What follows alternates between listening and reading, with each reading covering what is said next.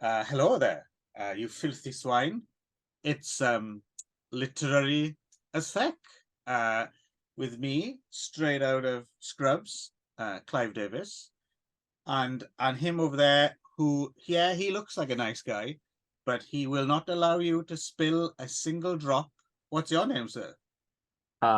Nicholas O'Shenanigans, sir. Right, there we go. Now, before we even start this, I do have to say that I have recently come into some very disturbing information.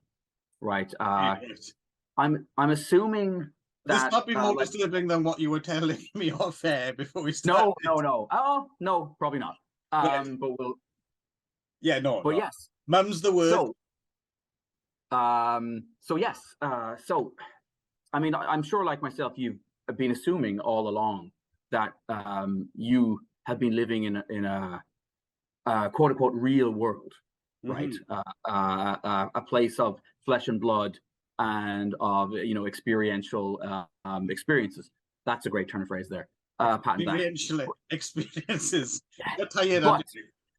But in fact, I have recently discovered that this is not true at all, Clive. All right. We in fact live on a cassette tape that was sellotaped to the front of a Sinclair user magazine in September of 1983 called Dickheads, The Adventures of Clive and Nick. Is that right? Yes. We exist in an entirely analog world of just tape and screechy noises. Yeah. So do with that what you will. What was the magazine it was taped to? Was it Your Sinclair? Sinclair, Your Sinclair or Sinclair User. I haven't delved deeply enough into the conspiracy to be sure, but it was one of those two fine magazines.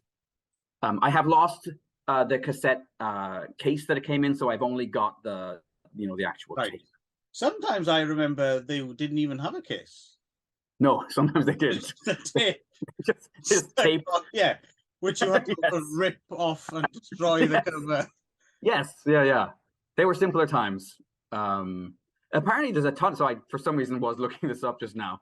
There was a ton of games that's the only way they were ever released. They were never sold in shops at all. And so I found some website where somebody had been like laboriously attempting to record all of these various games that were released just sellotaped to the front of magazines. Yeah, I went down that rabbit hole once upon a time. It's a nostalgia thing, right? But you can find entire online reprints of old the actual magazines themselves, things. And then also you can download yourself a simulator and get the games as well, right? Yes, there's tons of different emulation systems for almost every. And it's when you realize that 99.9% of games that we played when we were kids were shit. Were crap. Yeah, and you're like, really? How on earth did we find joy in these? I mean, like, really shockingly terrible, right? I mean, Anyway, Yep. Okay, so that anyway, brings us not neatly. No, not at all. To this. Oh, you got yourself a paper copy. I have the same cover, but in the. Funnily enough, I don't have an analog copy of this. I have a digital copy. Oh, the irony. Yes, reprinted in the Kashik Notables series. Right. Which I was not familiar with. Kashik Notables is a series of speculative fiction books marking important milestones in science fiction or fantasy. This is new to me as well. Some of the ones they've put out. Actually, some of these I've never heard of, actually. Friday by Robert Heinlein. Midnight at the Well of Souls by Gail Chalker. And some other ones are Bolo, Annals of the Dinacrom Brigade. Okay. Lormer. The Warlock in Spite of Himself, which is a pretty good title. It's a good title, yeah. So I'm kind of I mean, I don't know if it's because I'm always on the lookout for like a good, like a primer. So I'm wondering if the Kashik Notables series is, very and they're all rated or not. And I mean, so this, Daniel F. How do we say his name? GALOUYE. Oh, GALOUYE. Yeah, he's new to me. I have to say, I'd never heard of him before. I'd never heard of this book before this, and didn't realize it had been adapted to cinema a couple of times. right. And also, as we get into it a little bit, I would imagine was hugely influential on a number of other writers and filmmakers and stuff that come later on, right? That's kind of unavoidable that we have to touch on that, I think. His other book is also part of this series, Dark Universe. Yes, that has definitely moved up on my to get to this summer list for sure. Yeah. So I suppose, yeah, it's tempting.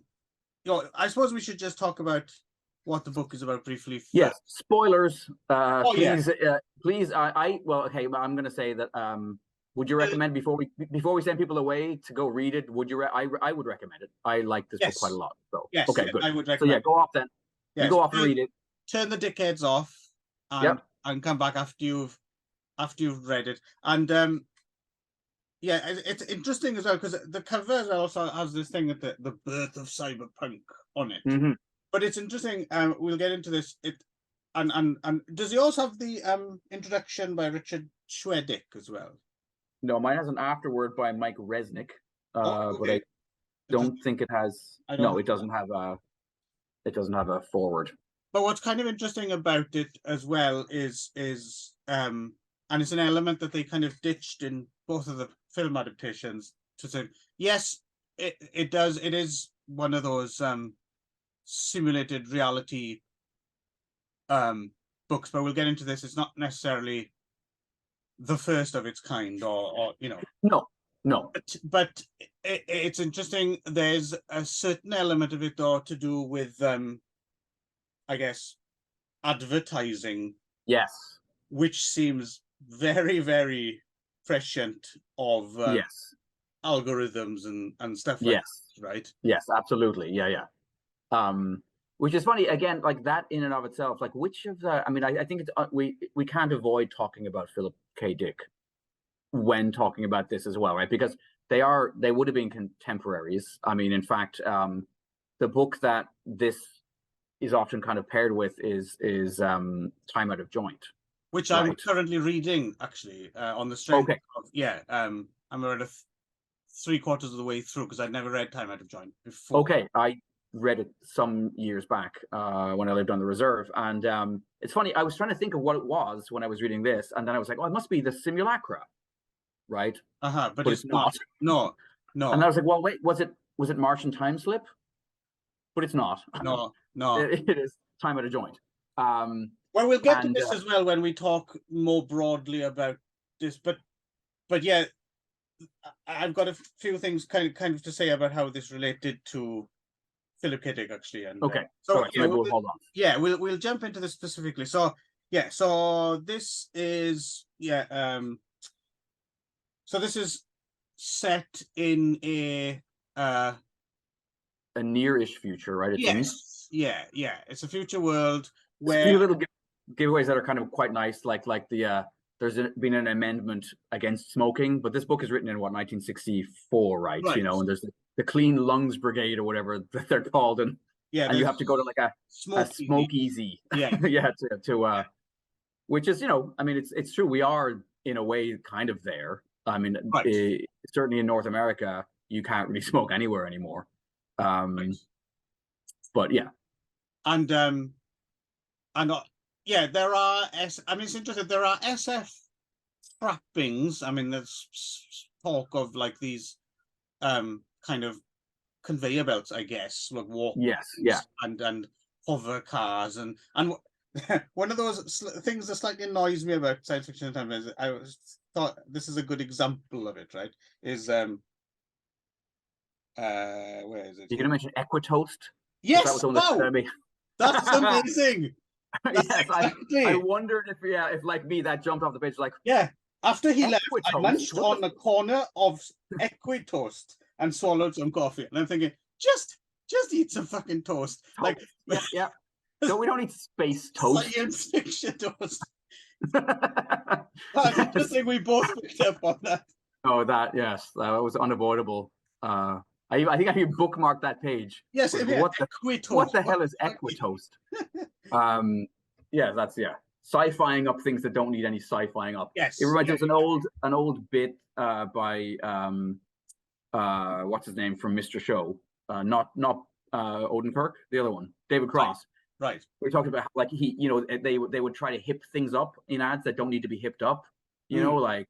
Like Mother Hennessy's eggs, and there'll be like a dude with a guitar, like, this is not your grandmother's egg, and like, right, doesn't need to be any cooler than it is. An egg is fine. Yeah, toast also. Equitoast. I don't know. I was even trying to like figure out what even is that, and how would you go about if you were doing the ultra faithful, 4-hour-long Netflix adaptation, which is just around the corner, I'm sure. Yeah. Denis Villeneuve's, Right. Anyway, so aside, so we are set in this near future world, and I suppose the other major difference, apart from the silly, unnecessary sci-fi trappings, are that there seems to be. So are these pollsters? It seems like a brigade of pollsters, right? Who just go out and ask people what they think about pretty much everything. Yes. Yeah, they're constantly collecting data on preferences, and this data is clearly being used, in the way that it is now, right? Exactly. Yes. It's very intrusive as well. That's the thing, is like, and to the point where you even have to like pay a certain fine if you refuse to answer poll questions. Yes. Yeah. Which I thought was kind of fascinating, and it's something they left out of both the film versions, actually. Which is weird. I noticed that when I was watching this, I was aware, because it really is a key part of the story in the novel. I'm having a hard time imagining how they dispense with it, given that it is the raison d'etre or whatever of this whole world, is that it's supposed to be a place where you get this information, right, by forcing these posters on everybody.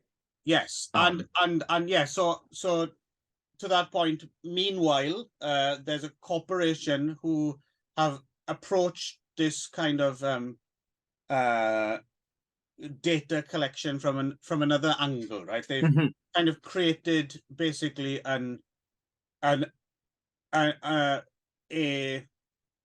simulation, right? A simulation world. Yeah. Sims, right? Yeah, which was like that, which quite get my head around. Like, it seems as if they do try and they measure it off. It seems like very small, right? It's kind of a room. Yeah. Oh yes, yeah. And within the simulation, it's basically a city, right? And I guess people are just encouraged not to ever really go too far beyond the borders, right? Well, I suppose they could. I mean, I was trying to figure it out in terms of like how it worked. And it just seemed to be exactly as it would be in 1964. Like, the equipment necessarily would take up. Well, that's what's fascinating to me, because you keep expecting the word digital to come up here, or binary, or ones and zeros, and it never does, because it's all on tape drums, and and just so imagining, and that's I do think they say analog a lot. Yeah, which is an analog, because now analog is an indicator of something more real, as it were. Exactly, like a record. When they used it, I was like, oh, does that mean it's real? Yes, I agree. That was we think of digital as having less substance and analog as having more, but I suppose if they're recordings or whatever, if it's data, data is data, however it's been recorded. Anyway, so they're in the process of creating this simulated world in order to do away, so people won't have to be bothered by these annoying posters constantly interrupting you when you're at your dinner parties or trying to ride the bus or whatever, and foisting questions on you. They can use this, and then they can introduce stimulus, and then cream off your reactions, I guess. And sophisticated, so sophisticated that in fact, like, basically it has a bunch of like simulated people inside that would not know that they were simulated. Like, but this is the thing I was trying to figure out. So except for Phil, right? For some reason, there's a dude in there called Phil who does know. yeah, like I guess they're caretakers or something who kind of make sure, I don't know, things don't get out of hand, or it's kind of difficult to. I couldn't quite get the size of it in that regard, and the fact as well that you can download yourself into it, Yes. right? Yes, yes. So our main character, what's our main? I can't. What the hell is his name? Because it's different in the German film version I was just watching. Right, Douglas Hall, is that his name? Douglas Hall, yes, Yeah. So yeah. yes, So Douglas is a programmer who's about to take over, kind of running the simulation because the previous person who kind of created the architecture and designed it has died under slightly mysterious circumstances, yeah. right? So It's a murder mystery as well, isn't it? As well as a yeah, yeah, yeah. and it slowly becomes. And a conspiracy, it's kind of it becomes a conspiracy thriller Yeah, as well, yeah, with because you can't quite figure out.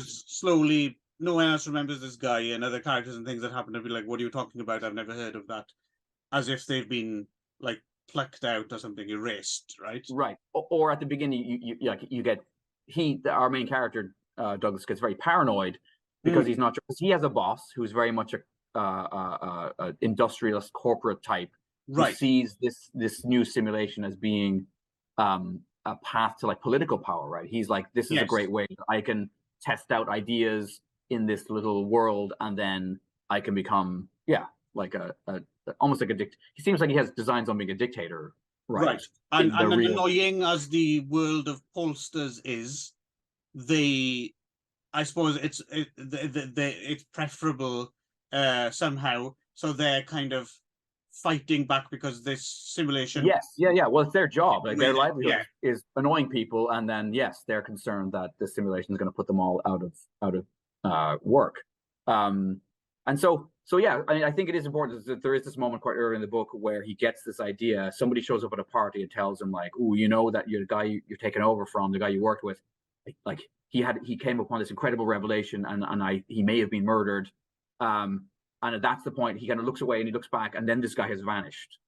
And then he starts asking people about this guy, and nobody will cop to ever having known him at all. And there's a different person with a different name doing the same job at the company who's apparently always been there. And we start to wonder, like, is he having a nervous breakdown, or is it a big conspiracy that for whatever reason he's being undermined? And he then goes to his ex-boss's office and finds this drawing, right? And this drawing is kind of one of the big metaphors of the book, right? It's this drawing of like Achilles chasing a tortoise, and Zeno's paradox, right? Yeah, Zeno's paradox, right? Which do you want to explain? Because I don't know, other than what I've learned from reading this book, anything about Zeno's paradox. Well, I was getting confused because I thought Zeno's paradox, and maybe he had more than one. I guess it's basically the same. So the one they mention here is the one about the guy chasing the turtle, and no matter how fast he goes, he'll never catch up because the turtle is always that little bit ahead of him, which you'll find doesn't make any sense to me. Well, it doesn't in the real world, because if you chase the tortoise, as I do on the occasional Sunday afternoon, you'll find that you can beat the shit out of them. You can overtake that fucker pretty quick. Yes. Yeah. But it's the theoretical. So the others, I think this is Zeno as well, is that I'm familiar with, is the arrow. Like if you fire an arrow and you take like, if you look at an arrow at any point during its travel, like it isn't actually moving. Right. So this idea that movement is illusory is what we're supposed to see, and this what Douglas is supposed to take away from having this drawing. But this drawing, like the dude who told him his ex-boss and friend was murdered, also immediately disappears upon him seeing it, and it becomes another one of these. Right. Yeah. Well, it's interesting because the arrow one is the way I've always thought about that is the if you take away the element of time, then it's a paradox. But if you introduce the concept of time, it's no longer a paradox. I think that probably is what I mean. It's one of those. Yeah, it's one of those odd thought experiments that it's very difficult to take seriously if you're too rational or literal minded about it. Yeah. yes, and actually see how the world works around you, right? It's and obviously, or we're just not very clever and we don't quite Right. get. Yes. Yes. There's also that we're possibility. lacking the imagination. Yeah. But yes. So I mean, I think pretty early on, you know, I started to twig, or I have pretty strong suspicions about what was going on. How, like, would you say it's quite early in the book? Maybe partly because, unfortunately, this concept has been lifted so many times. Yes. Since this book come out, right? With this kind of thing, and Philip again, we mentioned Philip. The thing with almost anything like this now, which was written 60 years ago and has been copied endlessly, is does it still work? If without the element of surprise. Yes, I shouldn't have done that. The surprise element. Yes, yeah. It's in a post-Matrix world where everyone and their dog has seen that movie, and we still be surprised. But you know what? Well, okay, you go, and I'll tell you what I think. Yeah, I was going to say I think it's still there was nothing. There was no part of the book that really surprised me in terms of the reveal or anything. But I still really enjoyed reading it. It's interesting as you follow it, even though you ultimately kind of know where it's going. It was still kind of fun to consider that this might even be like one layer deeper as well. Yes, the onion skin kind of part of the book is really fun, and it's well written, and I think it's a good, solidly written yarn with some very interesting ideas, which are not original to it, but they certainly have been closer to original when it was new, when it first came. I think it first came out as Counterfeit World was the original. Yes, which is a bit, I don't know, a little bit too on the nose. On the nose. SIMULACRON-3 sounds a bit too SFE. Equitoast. It sounds a bit too Equitoast to me. That's what they should have called it. Equitoast. As much as I've complained about it, I would actually buy the book Equitoast.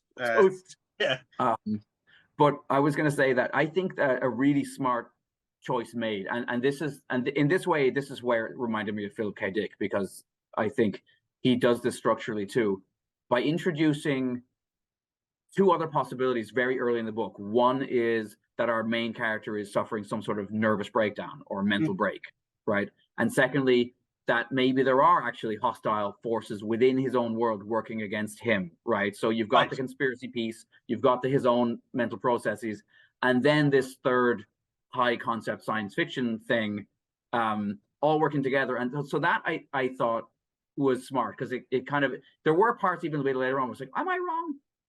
Is this not like, is it possible that this is going to go somewhere else? And ultimately it does go to the place, that the Matrixy place. But quite early on, they introduced maybe the concept of how he might be able to escape, because when he goes down into the simulated world within his world, we realize it's possible for people to actually, although they may only be analog tape people, to jump back along the wires and inhabit the bodies of what he thinks are living people. That's when it got slightly confusing, because then when it introduces the idea of, I wasn't quite sure what happens to the original bodies. Like, do you know what I mean? Like, are they vacated or so? It seemed like it. It seemed like somehow like you're almost writing your own memory engrams over the top of like this slightly wiped brain, scrambled brain, and then you can basically take the place, and that person who's left in your space is fucked, basically.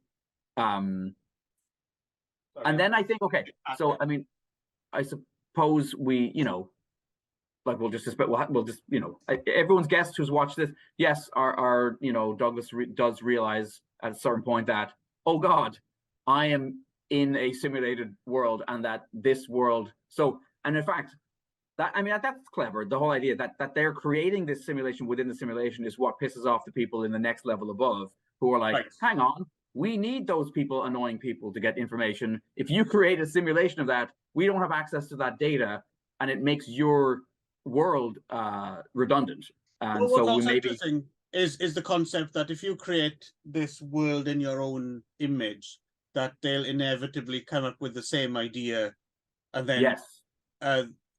Yeah. So again, a lot of this stuff it's difficult to I suppose it's difficult to drum up interest because we've had in the interim, especially in the last 25 years, we've had for Truman Show, Dark City, Yes, Matrix, yes. all that stuff. But I'll tell you what I really liked, and I could see if somebody, and I know I have to watch the rest of the Fassbinder adaptation, but somebody could make a great sort of like lean into the giallo side of things, because there's a point at which we realize, and this is great, that God is a psychopath. That the person who has created the simulation that our main character lives in is like really disturbed. At one point, he just takes apart one of these people like knuckle by knuckle and cauterizes like that part of is really jarring. Like I was like, holy shit, what just happened? And so this idea that the person he's gone power mad from having access to this little world he's created full of these people whose lives he has power over. And that was, again, it added another element of like horror to the proceedings. Right. I was in the middle of saying how I enjoyed that they made the creator, who it turns out basically is Hall. So Douglas Hall has recreated a version of himself within his simulation. So like one level. It's kind of weird. This, in a way, we're looking at this kind of like these three competing realities, right? The top reality, this version of Douglas Hall is a psychopath who has created a non-psychopathic version of himself who he's torturing in this middle world. Who his girlfriend has fallen in love with, because he's a nicer version of the same. Yes, right. We didn't even mention her. Which is I mean, so there's a lot going on, and like I said, even though it might not, like, I think if someone described this to me, I would it sounds but no, it is definitely worth going back. Never boring. It's not never boring. And like we said, it's well written enough, and that it's even if the reveals are not so revealing, it's still a fun read, and it's not a long book either, right? You can zip right through it. But what was interesting, the other thing I was thinking about while reading it was obviously, Philip K. Dick. And again, to your point, you're not quite sure exactly which Philip K. Dick you're thinking about. You're just kind of in general thinking about Philip K. Dick, right? And I think there's a case to be made that reading Philip K. Dick early on, when you're quite young, kind of potentially destroys all of the science fiction for you, because it's so good, right? It's so good. Yes. But reading this, I realized, actually, there is something to be said for, because the one thing about Philip K. Dick is, and this is only one thing, and this is not because he was also a brilliant writer, but he was also a paranoid schizophrenic. So when he writes this stuff, it's coming from a place of obviously he's just absolute knowing and terror. I mean, this, in fact, that one I held up before. This book almost unhinged me. Right. I found this really, really stressful is maybe the wrong word. I found it like it really gave me a much better understanding maybe of what it might be like to be mentally ill than a lot of books that would claim to deal with it in a more serious or realistic way. Right. This book really made me go like, holy crap, how terrifying it must be not to be able to trust the input that I can usually trust, right? I trust my eyes and I trust my ears and I trust my thinking to a degree. But that book really, the protagonist lives in constant fear of having another break where he's not going to know what's real and what's not. Well, reading Time Out of Joint as well now at the moment, what's fascinating, because it was one of the major ones that I hadn't read before, and it is fantastic so far. But what's really interesting about it, because that's fairly early on, it's like 1959, I think, Time Out of Joint. What's really interesting is how self-aware he is to a certain extent. And it's almost like when you read about the later stuff and the exegesis and all that stuff, it's like, I mean, it's almost as if like he was waiting for this like he'd written about it so much that he almost wrote it into his reality, right? Like what actually kind of, well, not actually happened, but what he perceives as having happened to him. I mean, it's almost like a bad parody of his own writing. Philip K. Dick. It's so weird, and when you read him and you realize just how in control of it he is in those days, in a way, like he's able to kind of look at it from all angles and kind of be objective. It's fascinating how obviously at a certain point he lost control of that, and but I wondered if there must have been an earlier moment in his life where, because he writes so convincingly, and as I said, particularly in Martian Time Slips, so powerfully from a place of fear of going there again, and it feels like again, you know, like it felt to me like he must have had an early breakdown where he had this kind of experience, and then, you know, was more or less stable-ish.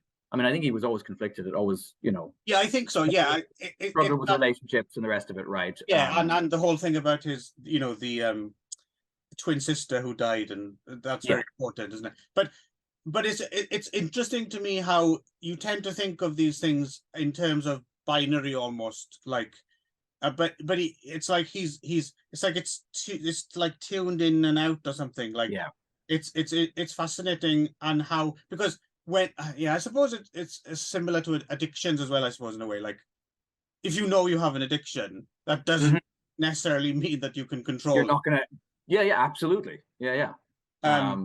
So it's fascinating but the reason I mentioned it was it's interesting to read some. I mean, I don't know much about Daniel F. GALOUYE, or whatever his name is, how you pronounce it, but let's assume he wasn't combating any mental illness. It's interesting to read something like this, which on the one hand is not necessarily as well informed by you know, he's clearly not as empathetic as someone as P.K. Dick would be, but then there's also you know, something, there's another layer which is, it's interesting to see this from the perspective of someone maybe slightly more rational, right? I mean, I think it's that whole thing about like I said, I don't want to take away from Philip K. Because you could have been, you know, you know, he could have just been a paranoid schizophrenic and not a brilliant writer. Like he's both, right? Yes, exactly. But it's interesting how being informed by that kind of, because he's able to harness it, it gives his books this extra kind of authenticity or something, or and then once you've experienced that, it's difficult to read other science fiction not quite touched by that, right? But reading this, I was like, it was one of the first times I kind of I don't know how to. It's like I'm finally coming around to appreciating stuff, you know, because at a certain point you have to kind of, okay, I have to just accept that there's nothing else it's not all going to be brilliant out. Yeah. But that doesn't mean that it's worthless or not worth taking a punt. I mean, I had the same experience with Jim Thompson and Williford as well. Like, to me, they reached heights that very few other hard-boiled writers get to, you know. But there's plenty of other people like Charles Williams and stuff that are still really fun to read, and they're really good books. But they always lack the crazy. I think it's the crazy that maybe I think we're both attracted to the crazy, because there is something really truly alive on the page when a writer is struggling in some way. It feels like that struggle somehow ends up on the page, and kind of like, you know, your Bukowskis and your Hunter S. Thompson, right? When they're at their best, they're truly Well, you could Amazing. feel someone actually trying to figure something out. I think it's Yeah. someone trying to order their thoughts, or just like, yeah, just what is this? You know, it's not just I'm going to write a story. It's someone actually trying to figure out what the fuck is going on. Yeah. Um, I will say there's two other things that I've always loved about Philip K. Dick is, and also massively frustrated me as a reader when I first started to read him, is that, like, and Ubik is a great example of this, where he'll come up with an amazing premise and give you a third of the book on that, and then he'll be like, meh, and throw it out the window because that's not really what's going on. This other thing is going on. And I'm always like, oh, but wait, I was really interested in whatever that first thing you were doing was. Like, that was an amazing idea that I've never seen anywhere else. No one else has ever explored. And you've just thrown it out and almost started like he's crumpled up the book a third of the way in and started a new book with some of the same characters. Reading Time Out of Joint at the moment, which is, you know, relatively straightforward as his narratives are. Even that is quite interesting. I noticed like there's a couple of chapters where we get a different viewpoint character and he goes off and you're like, it's interesting how when he's at his best he can do that. He can go off on these tangents and you're totally absorbed, and then you totally forget what oh yeah I forgot what the main character was after, and you go back and you get reabsorbed, but without you losing sight of the bigger picture. But so we'll probably get back to this a little bit when we talk about the film adaptations as well. But so yes, you can talk about SIMULACRON-3 in the context of the, you know, all these other kind of simulated reality, you know,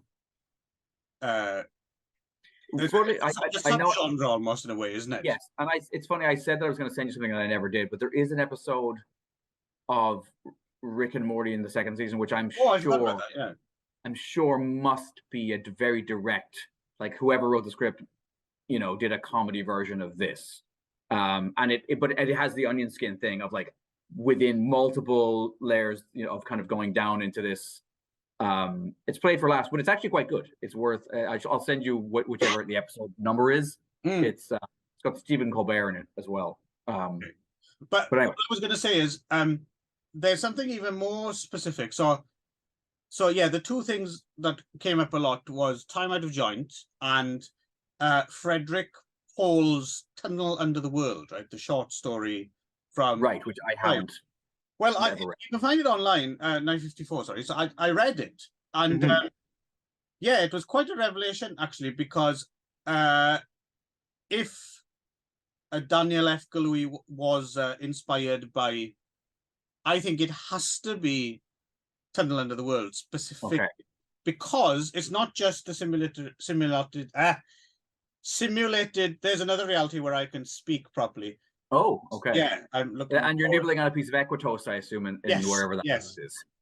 And but what's specific to Tunnel Under the World is the advertising thing.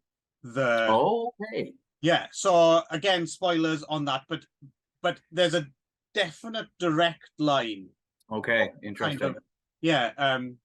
I guess it's a form of satire, I guess, consumerism and advertising. But you can, so I reckon it's Frederick Paul and then the direct line to this. But I was reading around because I don't know much about Frederick Paul, but there's another book he wrote which is quite well regarded. He co-wrote it with someone, I forget, called The Space Merchants. Okay. And apparently that as well has this kind of consumerist advertising satirical bent to it. So I'm getting quite interested in this Frederick Paul guy. And which so yeah, I'm definitely you know, send recommendations on my way. But which Philip K. Dick book has that incredible scene where, because again, anticipating like the idea of pop-up ads by 60 years or whatever. Bug that comes into the butterfly's playing some jingle, and then this guy's desperately trying to swat at it in his car, so he doesn't have to hear this annoying I forget which one it is, but yes, But that's an an example incredible as well. scene. A brilliant idea, right? Like Yeah, you and could we're build basically there at this point. You know, every time I start to watch a YouTube video at school with the kids or whatever, I'm forced to watch 10 seconds or whatever of some thing I don't want to see. You know, you could build. I mean, you could merge that. I mean, that concept with an animal attacks, insects attack, like the swarm kind of. right? Yes. And that would be, there's a novel view. Maybe Yeah, someone's written it, I don't know. But Mhm. so let's talk about these movies because have you seen both of the? yeah, well, unfortunately, I rewatched the 13th Floor as well. So I don't know if you ever saw that back in the day. I've never seen it. No. It has Craig Bierko in it, which is never necessarily a Yeah, it was strong interesting. I was selling watching point. it and I was like, who's that guy? I'd totally forgotten that Craig Bierko existed. I mostly What's remember he him because, known for? Like, I well, know see, the that. thing is, I'm sure he's known for something other than this.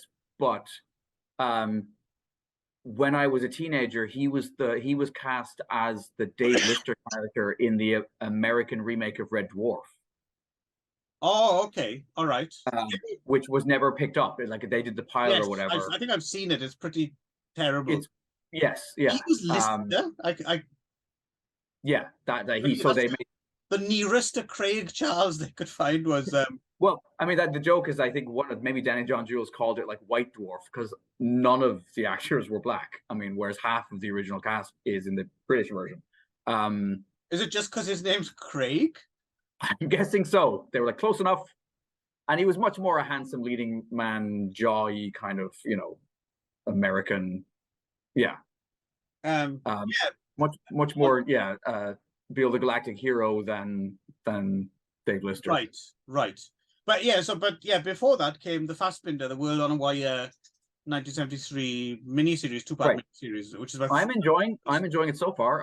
I hopefully it'll keep. I'm gonna stick with it because the first third of it I've watched, I've enjoyed. Yeah, it's interesting because I've always Fassbinder's a big blind spot for me. Like I've seen some. I haven't seen a huge. Some, I've probably seen five or six. I've seen Whitey. But I haven't. Yes, I saw Whitey as well.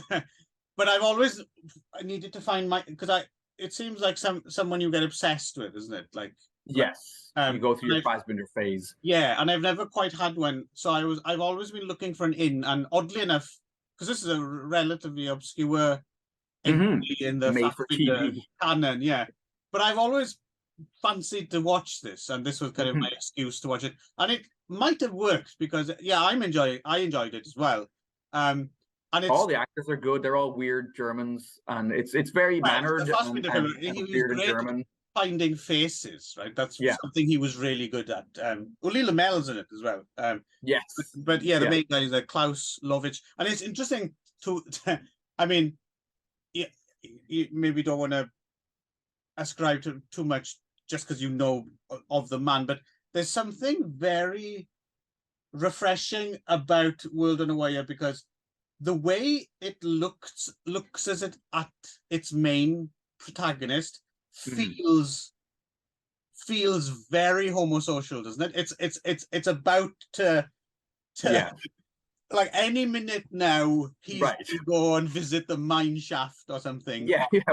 That's I assume that's the Fassbinderness of it all. Well, it's interesting because I think it's definitely there. I don't think it's just because I know of Fassbinder. He's also way less cerebral. So when I read the book, obviously he's a scientist, so you picture him one way, but he's a much more like blocky, feral. That's what I mean. He's like a total beefcake, isn't he? Like he's not a cerebral looking guy or even acting guy in the film. He's like he is a guy. He's the kind of guy that I don't think you would cast as a leading man as a heterosexual. Do you know what I mean?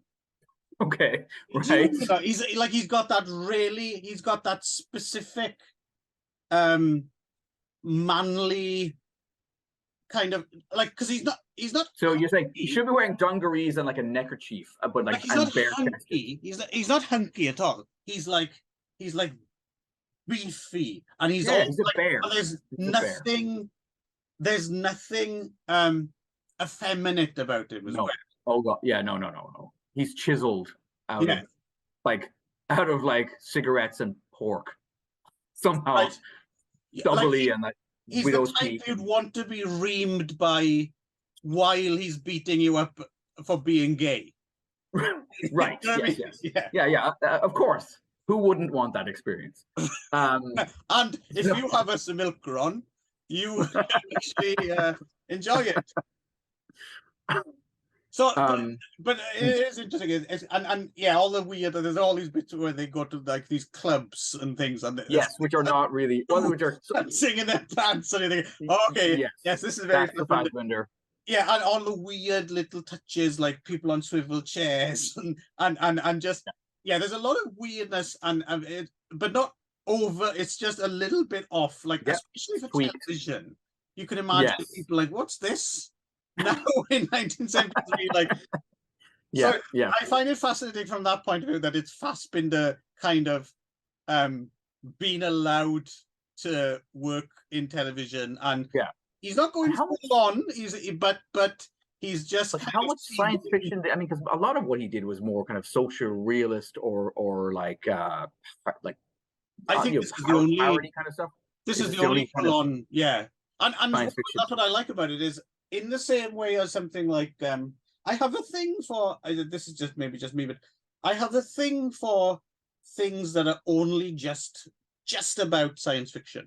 Barely, yes. Like, the concept is science fiction, but the look of it could be. It's why I like for instance something like Quatermass 2 or something like that. Like, there's something about that film, like most of it plays out like in fields and in rooms and people in trenches, a lot like this, and then there's just a little bit of something SF looking. I don't know. There's something about that really appeals to me. Do you know what I mean? No, I absolutely do. Yeah, I think because it somehow lends like a reality or like there's something else going on when you get that just that edge of like the weird. And I like that. Almost, and so in this version, they don't try and make it look SF at all. It looks like, and I like that too because it actually allowed me to then imagine the book again, because I was like, when I was reading the book, I was like, I'm trying, because in a way you're kind of imposing or superimposing that kind of the more matrixy stuff onto this, but then they keep talking about tape and drums and this very old kind of computer, like punch cards and stuff, like Alan Turing, like first computer sort of stuff. Did you watch did you get to the scene where the pile of bricks lands on someone? Yes. That's great as well, because the way it's played out, it's because I already read the book. Then I was, but what I like about the way it plays out in the film is because I'm assuming at that point he's in the simulation, so it's like, oh, well, it's not a real person, so it doesn't matter. Yeah. But you're not aware of that yet when you watch it. So you think, no, what a heartless dude, right? Yes. He just takes the light, and you'll know when you see it, viewers. But no, it's good. And the other thing as well, so you won't have got to this yet, so it's not really a spoiler, but someone turns up towards the end, like a guest star, and then you realize, yeah, of course, the other film that probably informs this, and the more films I see from 70s and Euro stuff from the 70s, the more I realize how influential this film was. It's Alphaville. Oh yes, right. Because that's the ultimate kind of slightly SF, but noir, trenchcoaty, and a fascinating film. And I mean, obviously a huge influence. Like Jess Franco seems to have gone back to the Alphaville well again and again. But you see things like this, and then you see something, and you realize, oh, okay, that film was a lot more of an influence than you might think. Yes, yeah. So no, it's definitely going, and so unfortunately, the 13th Floor then from 1998. I mean, it's interesting because watching it when it was new, not an adaptation of the comic in Scream, then, which no, sadly not, would have been much better. Yeah, an anthology, an Amicus kind of anthology, Right. based on that would have been good. It was one of those things when it came out, you're like, oh god, is another one of these? Because there was a glut of those films at the time. Eyes Wide Shut, not Eyes Wide Shut. Right. What was the Spanish one they remade as Vanilla Sky? Oh yeah, Something, and some of them yes. were good, but it was just, they all seemed to come at the same time, right? Yeah. The zeitgeist of the moment. Yeah. And 13th Floor was poor then, but I thought watching it after reading the book, I thought that would maybe give it a little bit of to appreciate it might be a good, but no, it's still, and like the German version as well, they get rid of the Polster angle, like that's not in it at all. Yeah, I find that really strange. So what is the central conflict then in the film versions if it's not going to be this whole thing and that they're gonna? Well, that's the thing. I mean, it works in the German one, I think, because it's like you said, it's got a bit more of that existential tone to it, and it's just kind of fun to watch Fassbinder play around in. But yeah, I don't know what's wrong exactly with the 13th Floor, but it just feels really like, in a way you could say that it's at least it's addressing its source, unlike Dark City or Matrix or something like that, where they were just ripping off the ideas. But the thing is, they were ripping off the ideas well, and at least I don't know how a lot of those films, I do wonder how they hold up now, but at the time, I certainly remember really enjoying Dark City, for example. Yeah. I saw that weirdly for the first time quite recently. Oh, okay. And yeah, I was surprised by how good it is. But they're doing something interesting cinematically, right? Yes. Even if the ideas are from the 50s and the 60s. And there's that thing, isn't it? It's true. I mean, we've talked about this before because we're both slightly underread in science fiction, I think. But it is definitely true, the maxim about cinematic science fiction is at least 3 decades behind yes, right? And for sure. Yeah, it's absolutely true. Like, the more you read, you realize, oh fuck, they were talking about this then. Jesus Christ, like. But I also do feel that the science fiction of the 50s and 60s was more a science fiction of ideas, and I do think the Star Warsization of science fiction that kind of happens in the 70s and then into the 80s and 90s, like the actual books themselves, a lot of them do get pretty crappy. I don't know. I'm sure there are people right now writing incredible forward-thinking science fiction. I just don't know that they have the reach or I mean, I don't know. I guess probably not many people were reading Philip K. Dick and this back then either. So maybe that's just the benefit of hindsight, and that those are the big names we now know. I think maybe the difference might be between then and now is that you would specifically go out of your way to read science fiction now. You would be a science fiction nerd or something. Whereas in those days, it would be something, like Martian Time Slip is a perfect example, right? The title, the cover, it's something you'd pick up off a spinner rack. Yeah. And like on your way to work, like as I don't know, like a night watchman or something, right? Or need something to read. I'll grab this. Looks fun, and then you'd be introduced to terrifying concepts. Holy shit! What a depressing. But that's how it works, right? I think a lot of people were introduced to really interesting ideas, right, when they were least expecting it, because it's got a cool title. There's a bird with big tits on the cover. I'll read it work, and then. Suddenly you're thrown into existential dread. Hell yeah.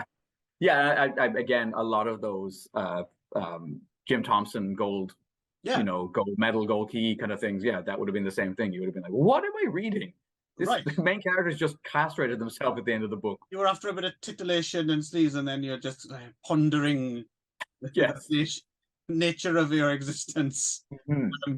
Anyway, we've strayed some. Yes.